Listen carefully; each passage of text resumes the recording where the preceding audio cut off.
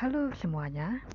Iya, pada pertemuan hari ini kita akan belajar mengenai negara-negara maju di dunia. Jika sebelumnya kita sudah mempelajari mengenai potensi-potensi yang ada di Indonesia, sekarang kita lihat mengenai negara-negara maju yang ada di dunia. Apakah Indonesia termasuk? Terus, nah, sebelumnya kita harus tahu apa sih itu negara maju. Maju atau tidaknya suatu negara banyak dipengaruhi oleh kemajuan ilmu pengetahuan dan teknologi. Akan tetapi, tingginya penguasaan ilmu pengetahuan dan teknologi, jika tidak didukung oleh sumber daya alam yang memadai, maka pembangunan tidak akan mengalami berbagai pembangunan akan mengalami berbagai kendala, itu maksud saya. Nah, keberhasilan pembangunan suatu negara itu dilihat dari apanya sih?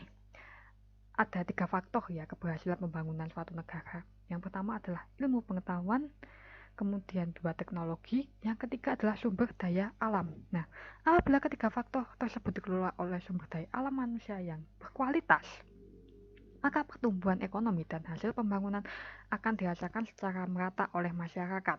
Nah, negara-negara yang masyarakatnya telah mampu menguasai ilmu pengetahuan dan teknologi tinggi, kegiatan ekonominya banyak bertumbuh pada sektor industri dan jasa.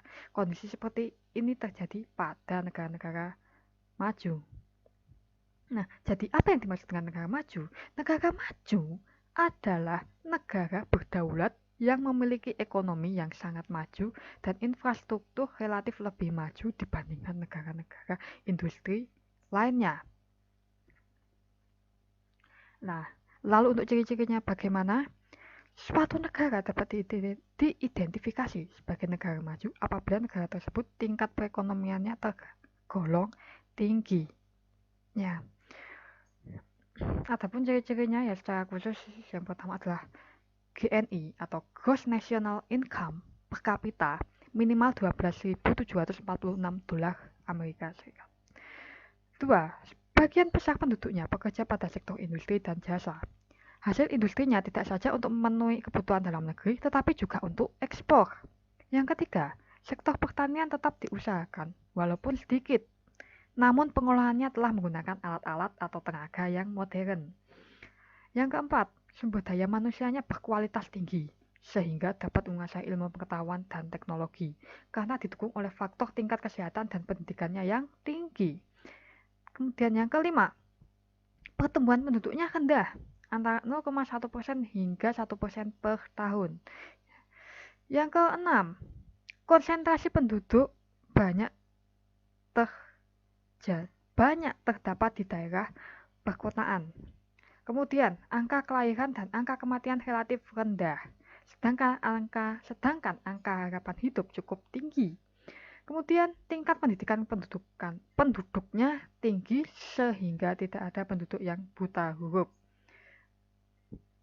Yang terakhir, rata-rata penduduknya telah memperoleh penghasilan yang layak setiap bulannya, sehingga mampu memenuhi kebutuhan hidupnya, baik pangan, sandang, dan papan. Sangat sedikit dijumpai penduduk yang sangat miskin. Kemudian, di mana aja sih negara-negara maju itu terdapat? Ya, negara-negara maju di dunia sebagian besar terletak di belahan bumi utara. Belahan bumi yang utara meliputi benua Eropa, Asia, Amerika. Hampir semua negeri di Indonesia itu di Eropa itu merupakan negara maju ya.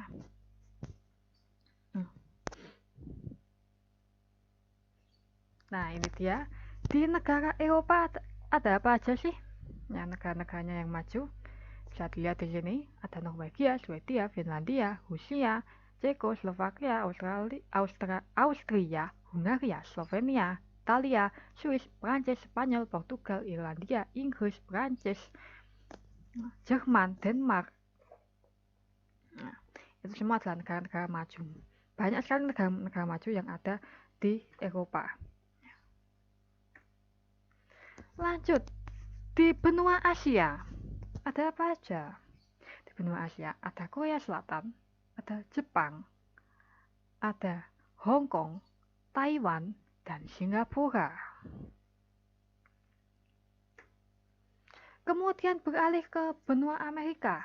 Di Di benua Amerika ini hanya ada dua negara maju, yaitu Kanada dan Amerika Serikat yang terletak di Amerika Utara.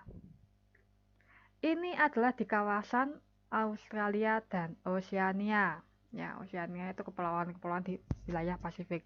Di sini hanya ada dua juga, yaitu Australia sendiri sebagai negara sekaligus benua dan New Zealand atau Selandia Baru.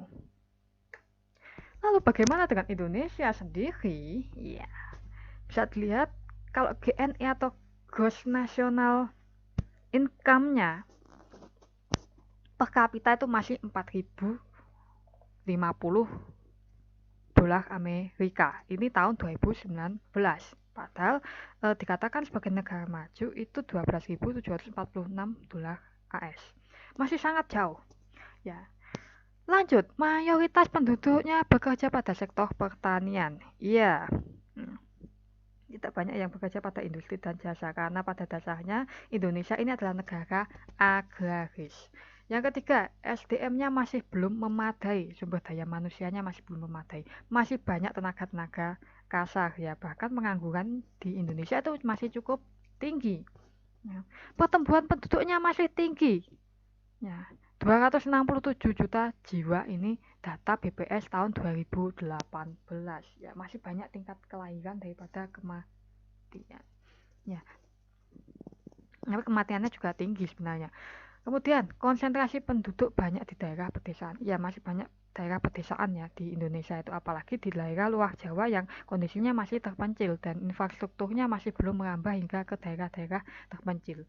Kemudian angka kelahiran dan kematian yang tinggi, ini dia. Selain kelahiran yang tinggi, kematian itu juga tinggi. Kenapa? Karena fasilitas kesehatan, sarana kesehatan di Indonesia itu masih rendah, sehingga angka kematian itu ternyata juga masih tinggi. Ya, contohnya aja seperti corona sekarang, Indonesia sudah mencapai berapa? Ya, sudah tinggi. Pertumbuhan pasien corona itu meningkat tajam, ya, cepat sekali. Contohnya seperti itu. Kemudian tingkat pendidikan penduduk yang rendah, iya, pendidikan penduduknya yang masih rendah dan belum merata. Yang di Jawa itu sudah memperoleh pendidikan yang maju, yang layak. Di luar Jawa itu belum. Di luar Jawa pun hanya di kota-kota besar saja, sedangkan yang ada di daerah-daerah terpencil di pelosok itu belum mendapatkan pendidikan yang layak. Akses internet pun juga masih terbatas ya. Yang terakhir, kata-kata penduduknya belum berpenghasilan layak ya. Upahnya itu masih belum memadai. Kalau kita ingat minggu lalu kita membahas mengenai upah kerja, itu masih belum banyak yang layak. Nah, oke, demikian. Ya, dapat dikatakan bahwa Indonesia untuk menjadi negara maju itu masih jalannya itu masih terjal. Ya, masih sulit. Mungkin butuh 10 tahun ke depan atau ya minim 10 tahun ke depan lah kalau menurut saya. Ya, itu penjelasan dari saya sudah cukup. Terima kasih sudah menyimak. Sampai jumpa di pertemuan selanjutnya. Sampai jumpa.